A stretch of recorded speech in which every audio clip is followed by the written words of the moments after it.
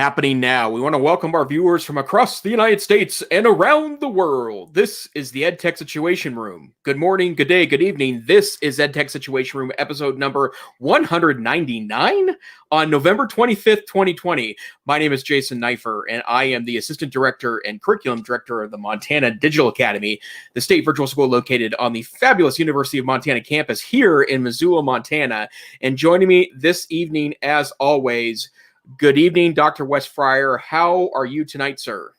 Well, good evening, Jason. I'm glad to be joining you on this Thanksgiving week and been enjoying the week off of school. This is a week to count blessings in many ways. And amidst the rising COVID numbers and craziness, yes. Hey, it's nice to have a break. So we are going to, hopefully, what am I trying to say? I'm a little distracted tonight. So why don't you tell us what's going on?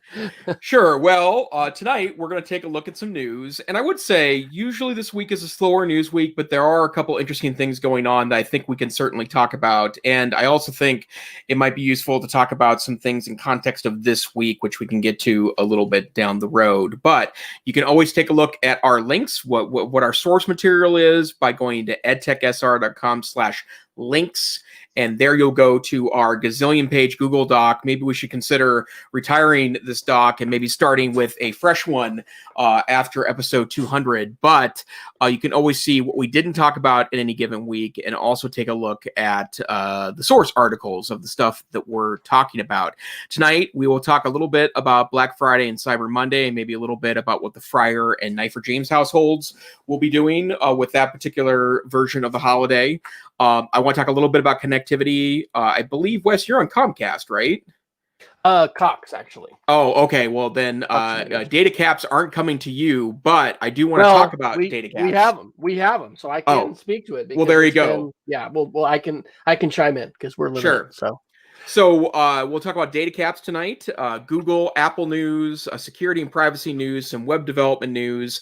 I think we'll get to it tonight. We have some advice to share with you about home IT stuff, especially as it relates to connectivity at home. And then, of course, our Geeks of the Week. And I guess I'll start us off tonight by talking a little bit about Black Friday and Cyber Monday. So obviously this year, very different because I doubt there will be a lot of people lining up at stores at 5 a.m. on Friday.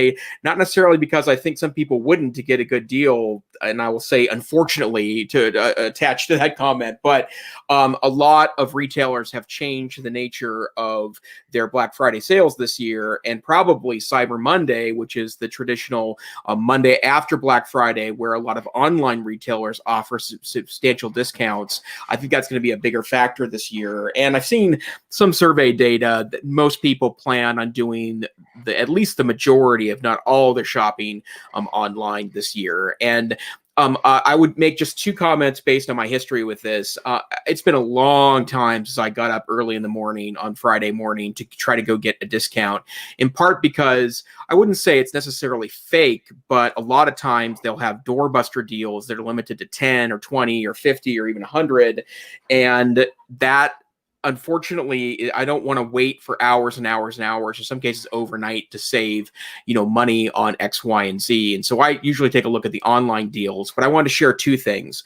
The first one is that if you are interested at all in the Amazon universe, then this is the week to buy their stuff. The lowest prices every year. They sometimes will have individual items go on better sale than during the Black Friday, Cyber Monday deals. But if you want to buy a Fire TV, a Fire tablet, if you want to buy an Echo speaker, any of the Amazon branded stuff, then this is the week to do it because it's usually at a big discount. And I'll talk about in a moment. I actually took advantage of one of those discounts earlier this week for a little super nerdy project that I'm going to be taking on this weekend that I'll share at the Geek of the Week later.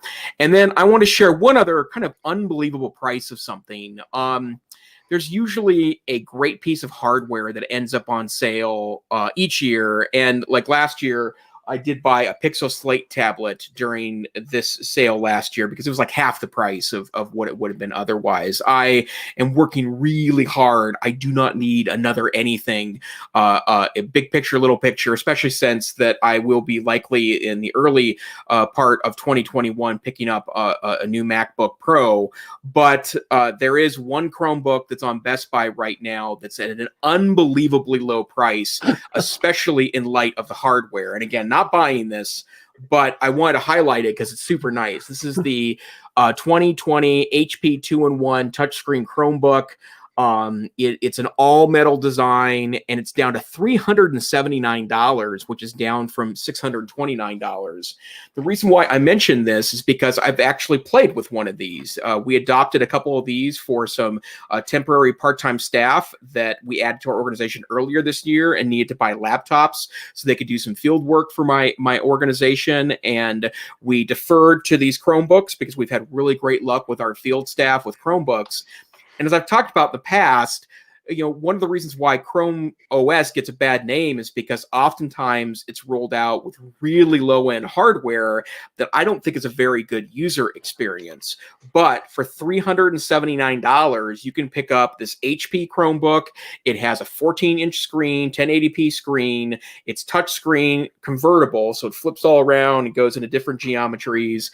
Has a 10th generation i3 chip, 8 gigs of RAM, and 64 gigs of flash memory. And it's an all-metal design, so it has a real kind of MacBook Pro feel to it. And I love the hardware. It's so nice. And as it turns out, that I played with one of these, and I would highly recommend it. And $379 is an unbelievable price for that. So if you're looking for a Chromebook, this one has 9 years of guaranteed updates on it, which is unbelievably, this hardware will give out way before 9 years because very little hardware used regularly does last for 9 years. Pick up this Chromebook if you're looking for an advanced Chromebook during this holiday shopping season. Absolutely. I am tempted by the Google Mac speaker, which I mentioned on the show last time. Normally $400, down to $300, and now it's $150 right now. So that is my temptation. Will I be able to withstand the temptation? I need to work out our monthly budget because it is December. But that may be my Christmas present. I think that would be a lovely, lovely Christmas present. So, hey, and Peggy George is on. Yes, Peggy. We are here even with the Thanksgiving. So I didn't know Jason. I thought maybe he would be alone all day today. So he's tomorrow is his solo day. But we're just we're what else are we gonna do on a Wednesday night? This is the routine. So this is Wednesday night. So be lost without it. Okay, and then I did want to mention one other thing that might get us into a bit of a rabbit hole, but a very interesting thing happened earlier this week. Ars Technica covered it on Monday, but Comcast, which is a 39 statewide prominent internet provider in the United States, is going to start enforcing a 1.2 terabyte cap starting early 2021. And before this evolution towards caps for all, they'd been experimenting with a 1.2 terabyte cap as recently as a couple months ago. And I believe it was mostly in northeastern states where they were experimenting with that. And I'll put a link into the show notes or into the document again tonight. But I learned more about this there's a really great YouTube channel called Lon.tv. Lon Sibin is the gentleman's name. He does reviews of hardware. I like it so much, I actually give him a Patreon payment every month because I trust his hardware reviews above almost anyone else. And he talked about in some detail, he's a Comcast customer. This doesn't impact him because he is a business customer now that has two two gigabit Ethernet or 2 gigabit internet access down because he's buying a business service because of the amount of bandwidth he utilizes as a content creator. But they're going to start enforcing this 1.2 terabyte cap. And Lon's analysis, which was super interesting and I think largely correct, is that The issue here is that so many families are abandoning traditional cable in order to utilize streaming services only, which means they're going to someone like a Comcast and saying that I'll pay, 30, 40, 50, 80, 100, $120 a month for cable bandwidth, but I have no interest in your television package. And the idea here is that if you go that route, that's all good, but there's going to be a limit to your bandwidth, especially if you are downloading bandwidth intensive things like 4K video. If you have a modern television and the service offers a 4K video, you're going to rip through that cap relatively quickly. And so I've been keeping an eye on our download amounts in the last couple of months. And Lon made the point that if you have kids at home that are engaged in distance learning, and that's all part of this process, that you might run into these caps pretty easily. And so I can tell you, I am not a Comcast customer. We use Charter Spectrum here in Montana as my cable provider. There's really not a lot of alternatives in Missoula. The other alternative is a DSL provider that in my neighborhood has literally a speed cap that's about 15% of what I get from Spectrum, but I do keep an eye on that using my Google Wi-Fi app, and my wife and I have hit the terabyte down before in a given month, and that's because we don't have cable and we stream a lot of television, and we're sitting on Zoom meetings all day long as part of our jobs and engaged in that process. So Wes, I know you mentioned earlier that your provider also caps you, and if I'm going to describe your family, I think near the top of that list would be tech savvy. So what does that look like in the Fryer household? Well, there must be some collaboration about these policies between, major cable internet providers, because Cox Communications, who we have, has had on your bill and in your online account for years this thing about a data cap, but it's never been enforced. And it's only been within the last few months, really since COVID, that they are enforcing it. And we actually had to step up to additional money because we were at a gig. And so it's been a while since I've logged in to see exactly how much more we're paying. It's the kind of thing where if you go ahead and pay for it in advance, it's cheaper than if you get penalty, charges for overages. And so I think we're either 1.2 or 1.5. I think maybe we are 1.2 as well. But it's a sign of the times, but it's also a huge difference between cellular and landline internet, right? We have not had data caps historically in the United States for our home internet. And I remember one of Alexander's classmates when he was in high school, this was, I think maybe even before LTE, but he was like, he was consuming 30 gigs a month on his cell phone plan. I was like, what the heck are you doing? And I mean, among other things, he was streaming a lot of video, but we have not had all of us learning at home since August. We just, our son has been here continuing to work remotely.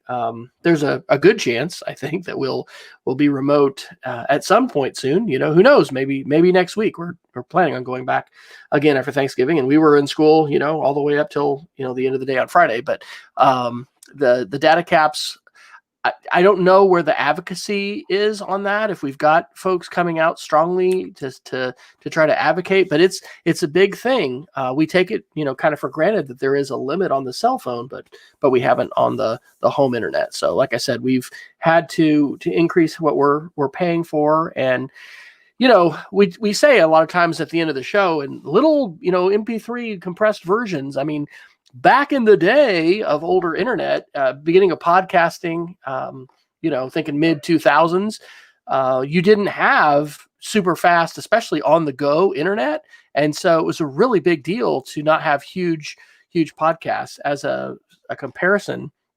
And I'm not going to endorse all of his podcasts, but there've been some really, really good shows I've listened to on the Joe Rogan show. It's a not safe for work, oftentimes language wise show, but he's had, Elon Musk and some, pretty fantastic people on there. His podcasts, which are like couple hours, but they're huge. They're hundreds and hundreds of megs. And so I end up compressing ours at down to 32 kilobits per second, which Audible and spoken word, audiobooks and stuff like that can be compressed even less, but you don't need the full, fidelity MP3 that you'll need for music, certainly when you're doing the spoken word. So anyway, it's important for us as podcasters to keep in mind that folks have lots of different connectivity speeds, and so that is why we provide the smaller MP3 as well as a very compressed version of the video version, which is just a little bit over 100 megs, like between 100 and 150 megs for an hour. So sign of the times, sad, but it also, references digital divide. Here we are talking about, going to have to increase to 1.5, terabits a month. And there's plenty of folks that, can't touch that because they just don't even have the high speed connectivity. So digital divide, still a huge issue and something that we do need to have strong advocacy for our students and our communities. Absolutely. And I would also say too, that at some point, I mean, in the same way, like I get that there are competitive factors at play here, and if you look at that Lon Simon analysis, one of the things that Lon talks about is that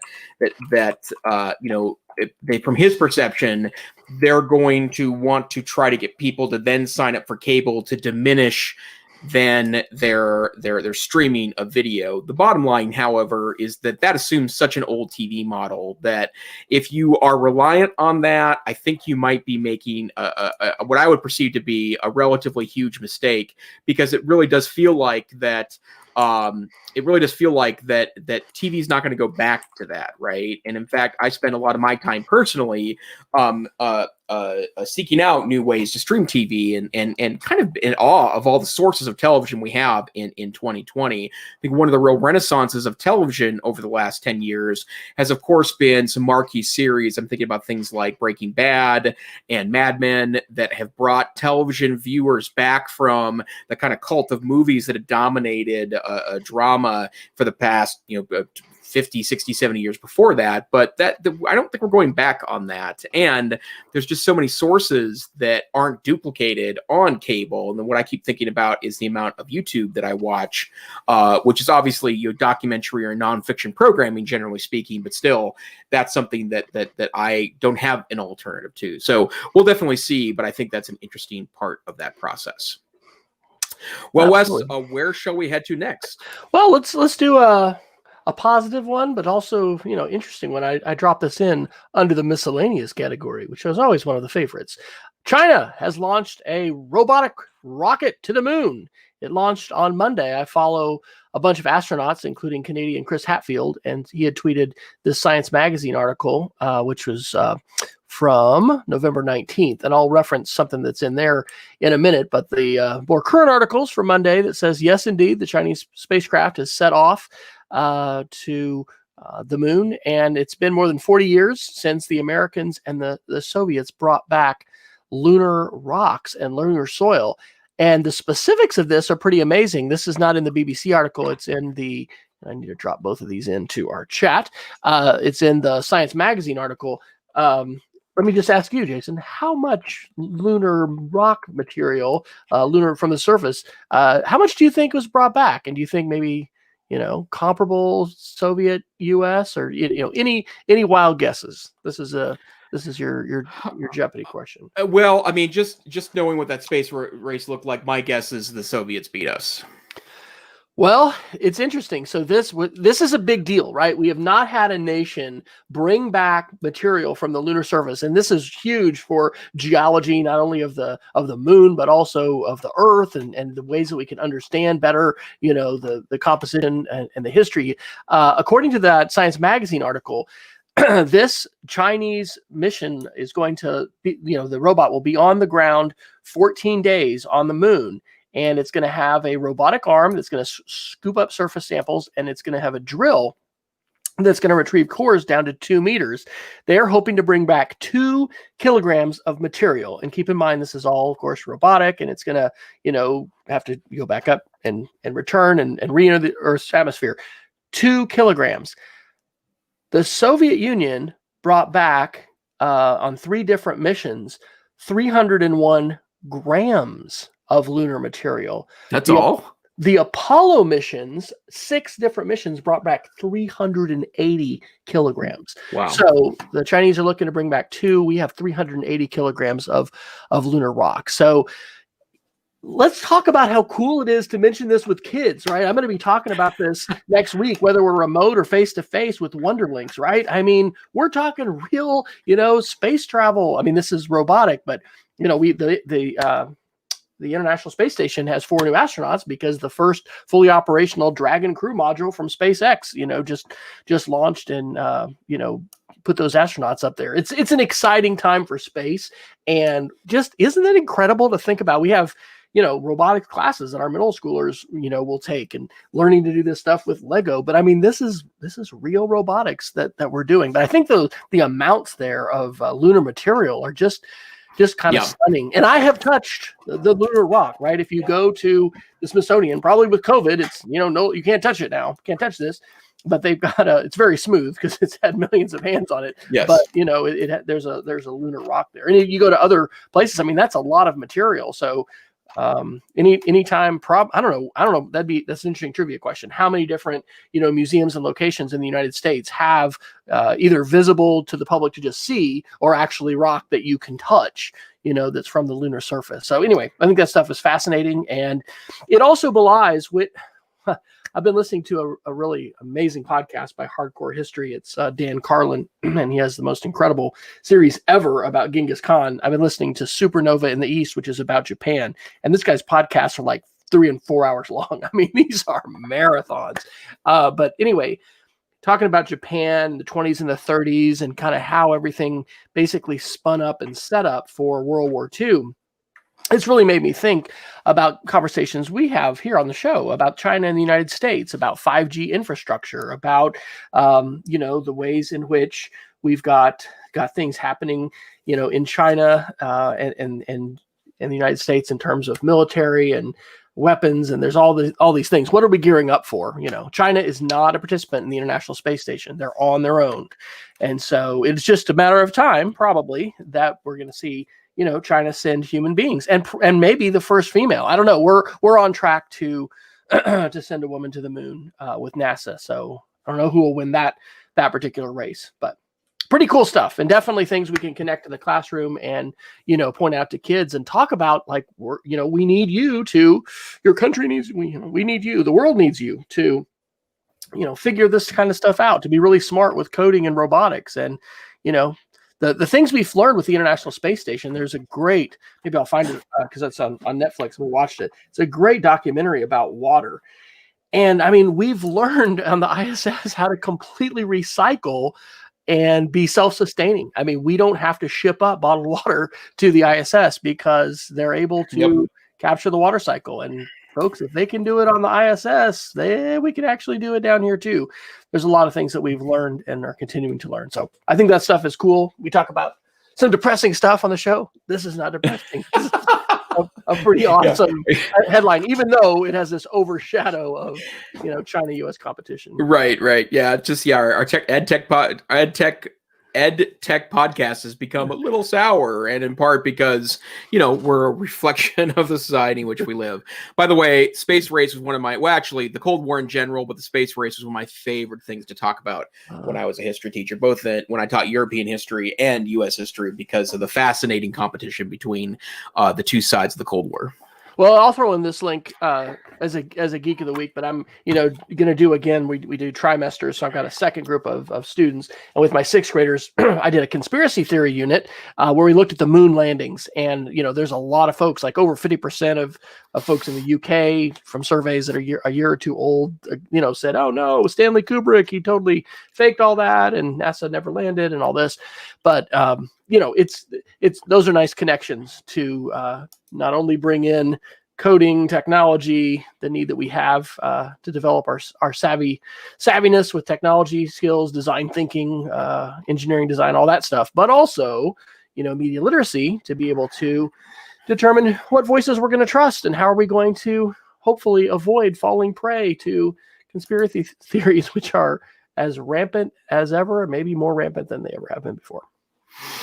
Yep, absolutely so. Okay, where to next, sir?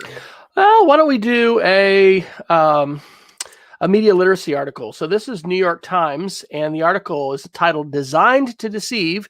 Do These People Look Real to You?" And this was from November 21st.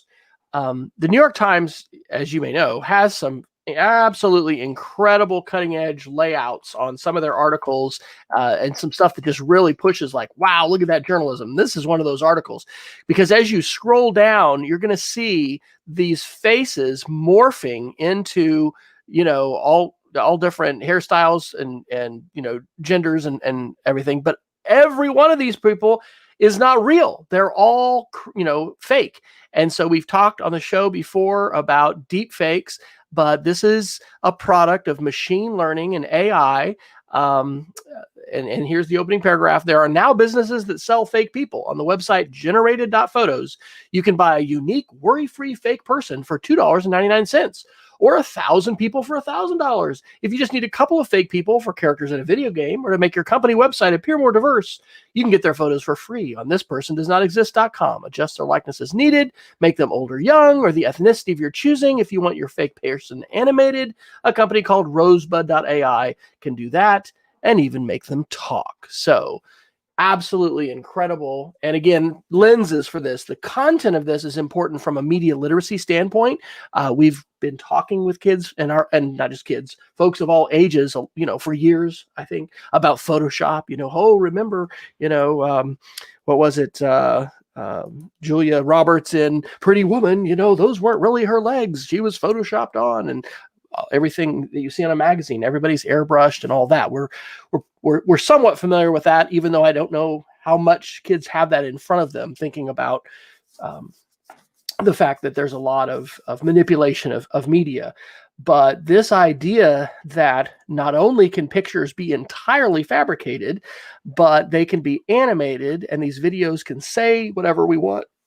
And this isn't the deep fake, right, where we're taking Barack Obama or Donald Trump, or a lot of times it is a figure from public service who has had a lot of video online, and making them say whatever we want. That's the deep fake. But yeah, kind of mind blowing. So Jason, are you going to be picking up a few extra faces and maybe refurbishing the NCCE tech guru in residence website over the break? No, but what's super well, I got stuck staring at those morphine faces on the New York Times page. You're right, that's a stunning media addition to that. So it's interesting to me for a variety of reasons, but I guess one of the things that is just I guess a lesson, and I know we put this under media literacy here of 2020, is that there is no boundary to what legitimate web looks like, right? Because the bottom line is that there is no, it's not like 1998 where you could rely that a .gov is a government site and .com is a commercial site and a .net and a .org is different, and the rules have evolved dramatically in the last 20 years. And if anything, I think you need to be skeptical about the things you're finding on the internet. And we've talked about in the past a little bit that there are obviously tools you can adopt and discuss with your students, but I've mentioned it a dozen times. I feel duty bound to mention it again. This is the reason why the internet can't be perceived as a textbook. And in fact, my analogy, when I was first working with teachers, this was 22, 23, 21 years ago, as a professional development person in my district, one of the things I used to say is that everyone wants to make the internet into the world's largest library. It is that, but the better metaphor is it's the world's largest rummage sale, because there is so much interesting stuff there, but a lot of crap. And then more importantly, a lot of things that may look like something, but it's really another thing. And this, helps prove that, in part because it would not be hard for me to create a fake profile utilizing a photo on thispersondoesnotexist.com. And then, it gives the aura of reality. And by the way, one of the ways you can spot fakes, I think Richard Byrne is the person that I picked this idea up from years ago and do this pretty regularly, is that you can take that photo and use Google image search. You can upload a copy of that photo, and we'll find that photo where it came from for you if it's a stock photo. But that wouldn't exist with this person is not does not exist.com, because it's a one-time generation. You refresh the page and it's a different photo regenerated by AI. And so that's something to keep in mind as well. Absolutely. Well, where should we go next? You've got a ton of great articles. Yeah, let's pick up maybe some Google news. I will do our audience a favor and not just drool over Apple stuff for half an hour like we had the last couple weeks, but lots of interesting things going on in Google world. First and foremost, Chrome Unboxed reports on November 20th that if you're a Google Meet school, they will now be supporting 100 breakout rooms per call to kind of help with distance learning.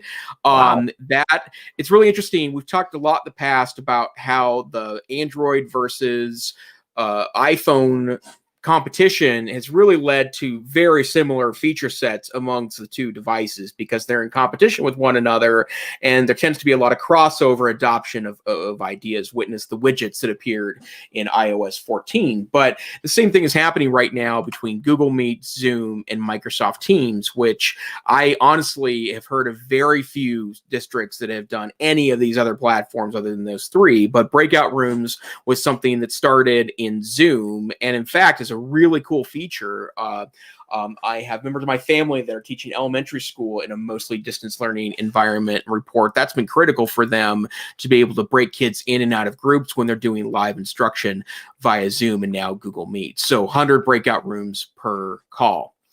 And then I want to follow up with a tweet that Wes had sent out. This was months ago, where you were looking for a good Android app or strategy on Chromebooks to annotate PDFs. And the good news is, according to Monday's edition of Chrome Unboxed, is that Google is experimenting with their so-called media app, which is the app that opens up a video or a still image. They're going to add to that in the PDF reader that's built into that, the ability to ink on PDFs as part of that media app. So it's kind of like the file manager and the Windows movie and picture viewer. This would be native to that. And so I think that is an incredibly awesome thing.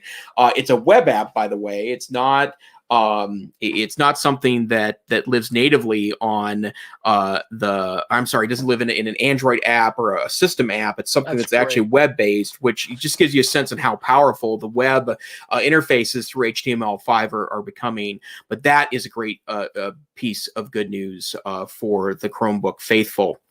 And then I also wanted to point out one other quick thing, too, that kind of duplicates something that we had talked about last week. When we were talking about Apple's new M1 chip laptops last week, we mentioned that, and my perception was that because of the release of new processors from places like MediaTek that will appear in Chromebooks in 2021, the Chromebooks may be following the Apple trend to utilize ARM-based chips, which has not been a real successful strategy for them to this point. Like I mentioned last week, that most of the ARM-based Chromebooks that have been released in the last 10 years have been a vast disappointment. Slow, good battery life, but really slow. But it looks like that Chromebooks are really going towards two directions. They're going to be starting to do AMD Ryzen chips, which are starting to appear in Chromebooks now. They are not battery champs, but are a lot faster than their similarly priced Intel counterparts. And then, of course, the release of ARM-based chips, which should bring acceptable speed with pretty amazing battery life. And again, I'm probably headed towards a MacBook in early 2021 as part of my refresh. But I will say that if one of these speedy ARM processored Chromebooks pops up with the other thing I have to demand is 8 gigs of RAM. I don't do a 4 gigabyte of RAM Chromebook. That would be a temptation for me as perhaps a side carry. On the I lost the article. It wasn't Google Meet. Shoot. The PDF annotator? Yes, thank you. I'm sorry. I'm a little distracted than I normally am. That is so huge, so huge. We've got our 6th grade right now using iPads, and we've got styluses. And, I was just helping our 6th grade math teacher about a week ago really go through the procedures with Google Classroom of how, with like 4 total touches in Classroom in the app, it's possible for students to open a PDF the teacher has assigned to them, annotate and write all over it, tap, turn it right back in.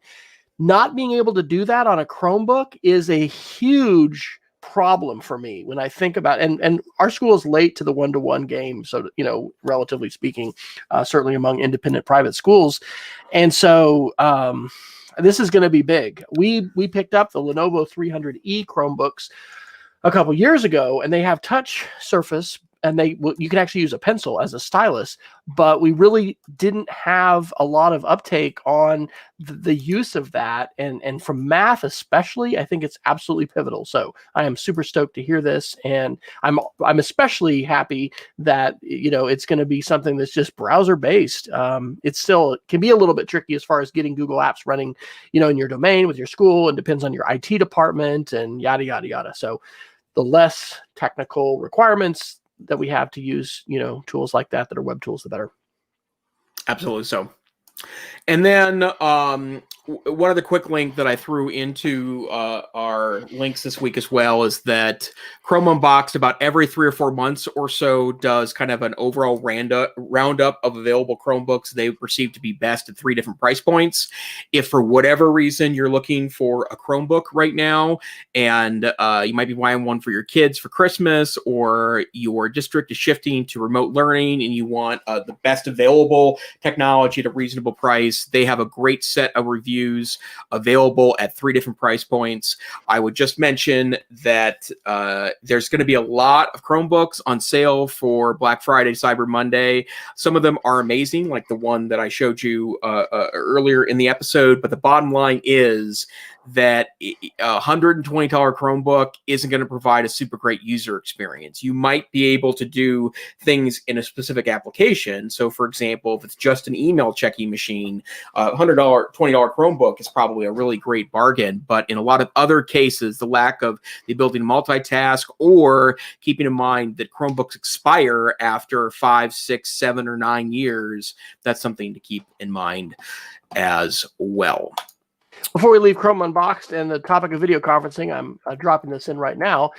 Zoom is offering free unlimited length calls for Thanksgiving Day. So if you have not set up your Thanksgiving video conference with loved ones, hop on Zoom. You don't even have to have an upgraded educator account to do an unlimited call. So yeah, there you go. Awesome. Thank you. Okay, so I'm only going to do this for just a moment because we talked about this probably ad nauseum in the past 2 weeks, but a couple quick Apple notes. I saw a really amazing review on Monday. Lisa, who runs Mobile Tech Review YouTube channel, one of my favorite review sites along with Lawn.tv, put up her Apple N1, both the MacBook Air and MacBook Pro review, and very balanced review to give you a sense, though, that it does come out pretty positively. She says the M should stand for miracle in the chip because of its extraordinary speed and low power consumption. And then 2 other things to share. First, there is a great database that exists online. This is 9to5Mac reports as November 20th about what's working in M1 Macs. And for whatever reason, if you have a specialized application, you are a Mac user and you're thinking about upgrading, I would strongly suggest taking a look there first. Lisa talks about that in her review. Lon Seidman talks about that on his review. Linus Tech Tips talks about that on their review, that there are apps that either don't work at all or are pretty wonky. I've determined that because my workflow is so dramatically stuck on the internet, I don't use a lot of third-party apps, that I personally would be fine, but you should definitely take a look at those databases. And then one kind of up in the air question that a lot of people are trying to kind of work their way through: when Apple moved Macs from the PowerPC platform to the Intel platform, it gave them the ability to do something really interesting, which was you could dual boot Windows. And in essence, what that meant is that you could literally have both operating systems through something called Boot Camp, which is what I typically did on most of the Macs that I carried around before I moved elsewhere. And I wasn't in the PC side that often, but it was enormously convenient that I had available both to me in laptop form. Well, there is an ARM-based version of Windows that is available, but two things. First, it is directed towards a more generic ARM processor, not the M1 processor. And secondly, is my understanding is that it's terrible and it has significant limitations. For example, it can't do what the Mac does, which is run all of its native applications through a translator or an emulator that they call Rosetta 2. But Craig Federighi, who is the product designer at Apple, it almost always speaks at these events, says that Windows could run natively on these Macs, but it's really up to them to do that. They can make tweaks to their software to make them Windows compatible, but that's their call. It's not anything that the Mac can't do natively hardware-wise. So I guess you're a resident Mac guy, Wes, and I saw you smiling and nodding during the boot camp discussion. Do you regularly have a Mac still that has boot camp loaded up on it? So I don't know if I've said this publicly before, but like I actually created a fictitious user, not with a picture from one of these websites, but anyway, I was very reluctant to admit that I was doing things that Apple didn't like at one point, making a Hackintosh. I bought a Dell Mini 10, and I literally had just booted that up because I've been resurrecting some old files, ClarisWorks files, and so anyway, this small little purple, it's really cool, small Dell, like $400 computer or whatever. I was able to install a full version of OS 10. It's like OS 10.6 or 8 or something like that. I haven't ended up needing to do that often. And I don't, now that I'm not tech director at all, I basically don't touch Windows at all right now, which I'm happy with. But it's nice to be able to give you that flexibility and those options. What I used more for a while, and the speed was at the point where it worked, was not boot camp where you were completely shutting down one system and getting into another, but it was an emulator. And so those have gone through various iterations where, it's just basically a little window and you run Windows inside your window, on your Mac. But the way that software is, interoperability, working on the web, there's really less need for that in my world than ever before. In the case of games, I know that's a big deal. And our son, who, became a mechanical engineer and is a robotic engineer right now, working for a defense contractor for NASA. He would boot into the Windows side to be able to do certain kinds of games that were only running on the Mac side. But anyway, it's I think that's less of an issue. But hey, if I was going to make a crystal ball prediction based upon what we've seen Microsoft do, we've talked about this in the show. Microsoft right now is let's get it all to work on everything. Yep. They are very platform agnostic, just wanting you to use their software, use their tools. And so I would think Microsoft might do that, but Apple's not going to be really excited about that. I mean, they're not going to push that. Apple is never like, oh yay, you can do a Hackintosh. I mean, or that, I don't know. They're that software, as far as the sold and licensed versions that they're, of course, fine with, but it's not something they're promoting. They're not really wanting to, hey guys, run Windows. I mean, that's not something Apple's really wanting you to do. And as evidence of your comment, Wes, they were out with a fully functional beta for Office on the N1 chip last week, the day after the M1s were consumers. And so, yeah, I would say that, kudos to Microsoft. I still feel like a lot of times Microsoft will get kind of an interesting, radical idea and stick with it for a little while and then head vastly into another direction. But they've stayed very steadfast that they are cloud first and more platform agnostic than they used to be, because they want their stuff to work everywhere and not just primarily on their pieces. So super interesting piece. And then, Wes, do you want to cover that YouTube article? Yeah, I would actually. So this is from the conversation on November what was it? It was just a couple days ago. This is the last week. The title of the article is November 24th. Kids as young as 3 years old think YouTube is better for learning than other types of video. And so this is a survey that these folks at the conversation did, and they asked kids between the ages of 3 to 8 to look at images they told them came from YouTube, television, or just a researcher's smartphone, and then tell whether or not they believed that the person was real or not, and which video they would prefer to watch and they thought were the best to learn. And so TV was lowest, and YouTube was, well, actually, I guess YouTube kind of tied with TV. And they liked it more than the video that was just on the researcher's phone. So it says, regardless of age, children are more likely to view YouTube content as educational than either TV or smart recorded videos. We believe this might help them learn from educational content on the platform because they're already primed to find learning value in the videos. I mean, I know that my students are, kids don't really know what to think when their teacher these days is very active on social media. And so, high school kids are a little more aware as far as what Twitter means, but my kids all know YouTube, and we're talking about 5th and 6th grade, and it's a big deal. Wow, look, Dr. Fryer has 1,200 subscribers, which is not that many folks on YouTube, but it is something. It's actually a forbidden destination for some of our students as far as at home, and there's quite a bit of and some of this is certainly warranted and justified in terms of parent concerns over what students can find on YouTube. I mean, that's also true of the internet, right? It's not just YouTube that's going to have some objectionable content on it. But yeah, I thought that was interesting and wasn't something I would necessarily have thought of before. I do think that video is the pencil of the 21st century, and we all need to be, as teachers, and also encouraging our students to be extremely fluent, conversant, and literate in the creation and sharing of video, as well as the consumption of that, and hopefully the savvy consumption of it. So, are there alternatives to YouTube besides just like Drive and OneDrive? What educationally, and what do you guys do at the Academy for video content? Do you guys have your own platform for Well, we do, yeah. I don't want to get started on this rant because we'll be here until next Thanksgiving. But I get the challenge for YouTube from a bandwidth and much less from a content standpoint for IT directors and districts.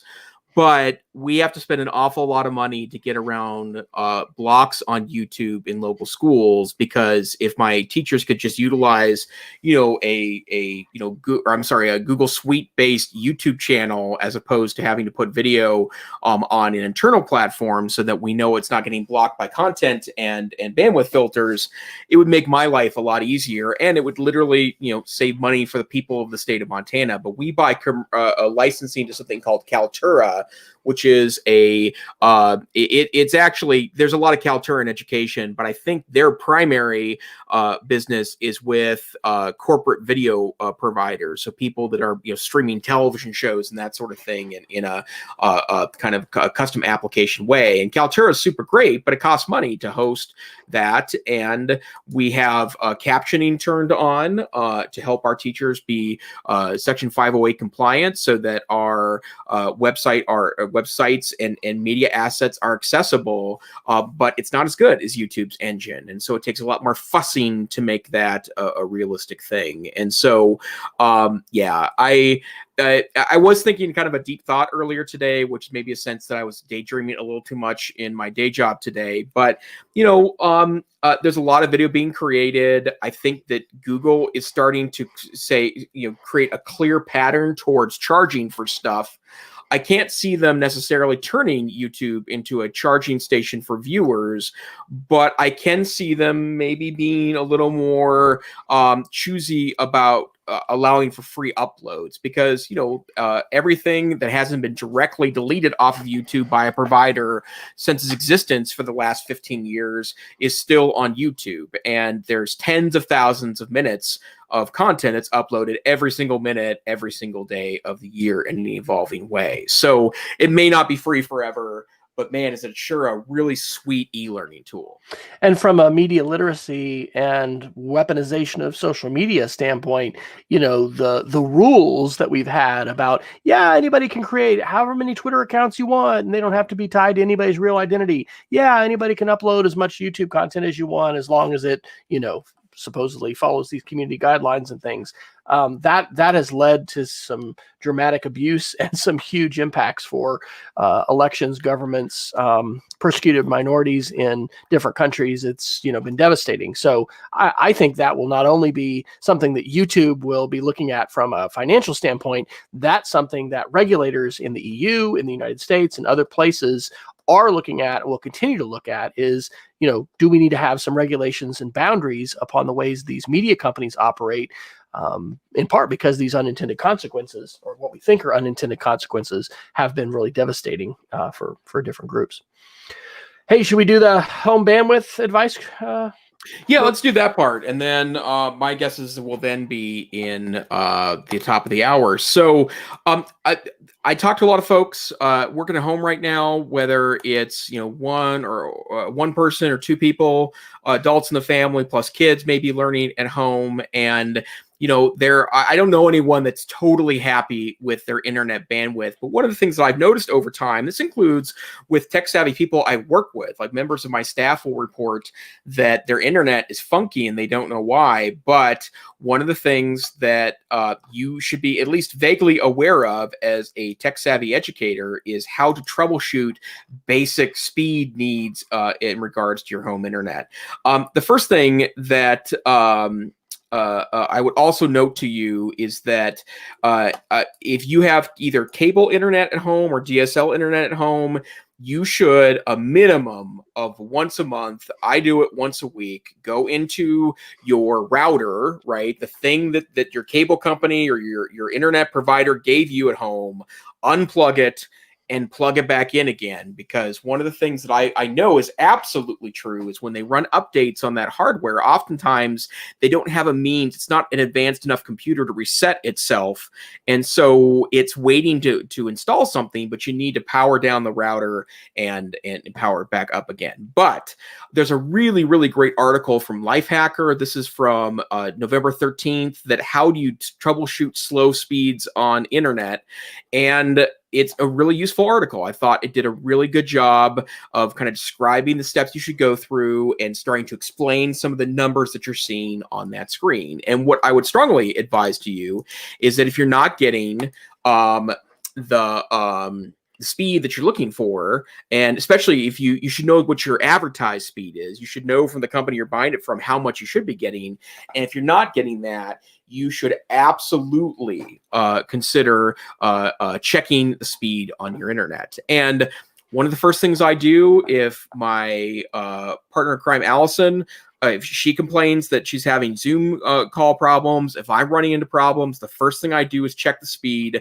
My favorite test for that is speedtest.net, which has been around forever and a day. There's an app you can download on your cell phone for that, and I test the speed. And if it's not close to my advertised speed, which is 400 down, 20 up, it's a little more complicated in the Neiffer household because I've got some hardware regulating pieces here that's routing it around. But then you should call your company if that becomes a consistent problem. I'm also very lucky that I have Google Wi-Fi at home. There's a screen in the Google Wi-Fi system that will show you internet tests that have been completed by Google Wi-Fi all on its own. I do monitor that as well. I clicked the speed test and that froze both of our videos. So if you're running a StreamYard, you might not want to run a speed test right in the middle. When I looked at my Google awesome. and I was going to do a network test, it said, that may affect it because you've prioritized your device. But anyway, yeah. And update your routers. And folks, if you have not bought a new router in the last, let's say 4 years, even 2 years, but certainly 3 to 4 years, it is time. Get a mesh router, get a new one.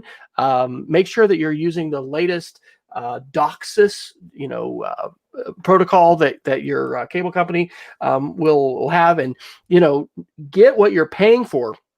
Sometimes your cable company or your telco, whatever, actually needs to come out and run new lines, to your house. We've had that happen before, and actually, I need to follow up on this as well because we're paying to have a gig down, and we're not getting that, and there's some reasons for that. If you're at the spot where your internet comes into your house and you're testing it right there, you should absolutely be getting your full speed. So great tips there, Jason.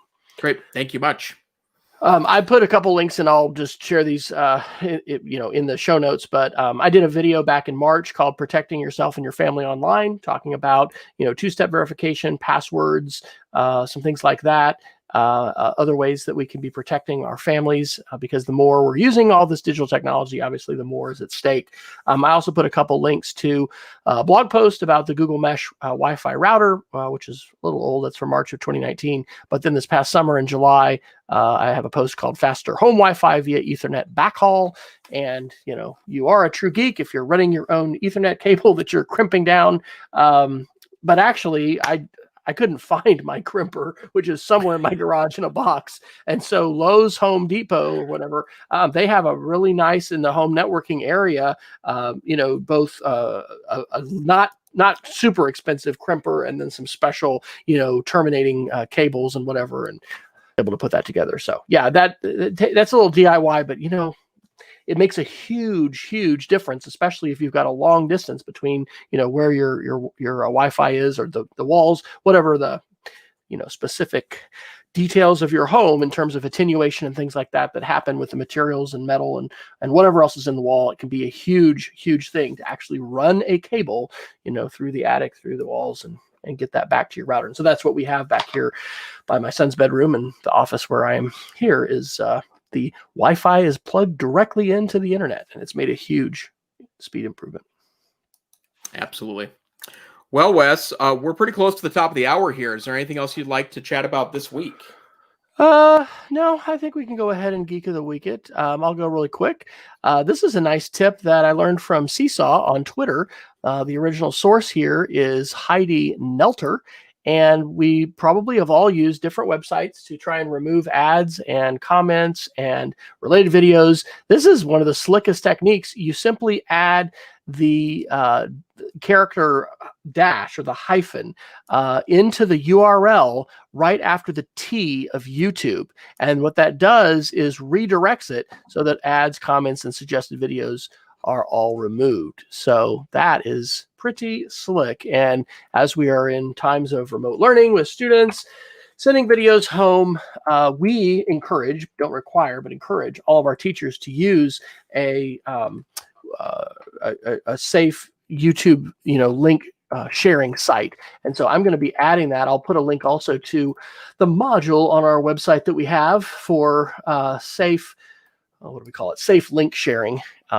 There's one that we had been using and my wife had used extensively called Safe YouTube. They actually, I don't know why they didn't make their old domain not work, but because so many districts block everything that says YouTube, they've changed their entire main domain from Safe YouTube to like video.link or something. And they broke all of their old links that don't work. So every Seesaw activity, every Google Doc, every page that had that old link didn't work. So you do run a risk if you're using, especially a free, URL shortener, that company may go away. And if all you had was that shortened, version of the link, you might not readily be able to get back to the video. So I am in the habit on my Wonder links on my school website, usually of sharing both a safe link version. I've tended to use viewpure.com more often.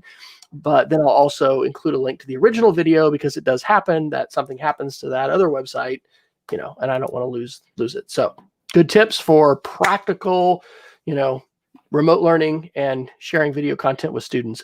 They still, of course, though, have to not have YouTube blocked in their location to be able to see the video. Great. Well, and I want to share, because of the era of COVID, I'm running solo this weekend for Thanksgiving. And so I'm going to make it into kind of a nerd weekend that has nothing to do with my day job. So I'm going to back off a little bit of that stuff and work on some other kind of nerdy projects. And I ran into a really great website. It's called troypoint.com. I will tell you that a lot of this is about hacking things like Fire TV sticks, Kodi devices. Some of that stuff can get into gray market stuff. So I'm not pointing Troy Point out for that point, but he does have a really great guide on how to turn a Fire TV device into a retro gaming device. And there is legitimate places to buy things like Atari 2600, NES. They call them ROMs. And again, gray market part of the area, but you can essentially turn and I bought a Black Friday priced Fire TV Cube because it was way cheaper. I'd been looking for a used one on eBay and wasn't able to acquire one at the price I was looking for. This was $25 under my target price of when I was looking for used, so I picked it up this week to utilize this weekend, and I bought a controller that looks like an old Super NES controller that attaches via Bluetooth. This is one called by 8-Bit Do. So I'm going to turn my TV into an Atari 2600, NES, Super NES, Commodore 64 running machine this weekend. So if I get to work, I'm probably going to brag about it on Twitter. So check me out there at Tech Savvy Teach. Did you finish the iPod project, by the way? I did, and I see, in fact, it's right here, and I love this thing. I bought a lot of parts, and by the way, these have dramatically increased in price since I started doing it. I was buying used ones that were confirmed working for under $20. Most of them are running $40 or $50 now. As this is the market has increased on this, but this is a 256 gigabyte iPod Gen 4. And I put a new battery in it, and it gets about 7 hours of playing time on that new battery, and it sounds amazing. And there's just something about that interface with the iPod that is very satisfying. That's a very cool project. So I'll put a link to the show notes to that Geek of the Week that you had a number of weeks ago where you talked about that project and resurrecting the old iPod. So yay. See, Jason, that was just the harbinger of your return to the Apple world. I think as you were experiencing the iPod, you got a taste of what, Johnny Ive had brought to the Apple Mojo. So we're excited for you to return to the Apple Fold. But, I'm not thinking that you'll be ditching all the rest of your screen. So there'll be lots of other perspectives on other platforms continuing to be shared from the Neiffer household on the EdTech Situation Room. Yep, I like to nerd out. So, well, Wes, where can people find you on the internet? Well, I am W. Fryer on Twitter, speedofcreativity.org. I probably should write a blog post since I have a whole week off this week, and I will. Continuing to share my media literacy lessons and resources on mdtech.cassidy.org. How about you, Dr. Neiffer? I hear you've abandoned Twitter for Parler. Is that true? Well, to be clear, I'm on Parler because the curiosity was getting me too much. But not, as it turns out, not a lot of EdTech over on the Parler. You don't see a lot of folks. Even some of the louder voices I would expect on there, no comment on whom, didn't make it over to Parler. But you can find me at Tech Savvy Teach on Twitter. I also work with the Northwest Council for Computer Education. Blog.ncc.org is my contribution there, but soon enough, they will be opening up registration for the 2021 NCCE conference. It is all virtual this year, and the goal will be a discounted price because we want to get people from across the nation jumping in on the conference. So details out soon at www.ncce.org. But this action here is not NCCE. It is the EdTech Situation Room. We are a once-a-week podcast on Wednesday nights. We'd love it if you joined us live at 8 p.m. Mountain, 9 p.m. Central, somewhere in the middle of the night if you happen to be in Europe. But if you can't join us live, although Peggy George wish that you will, please go to our website, edtechsr.com, to look at show notes, download tiny audio versions, as Wes talked about earlier. You can find us wherever podcasts are aggregated, and on Facebook, and YouTube is the other place where you can find us. Until next time, be safe, be savvy. From our families to yours, a wonderful, happy Thanksgiving, and take the weekend off, teachers, because you've earned it. Stay safe out there, folks.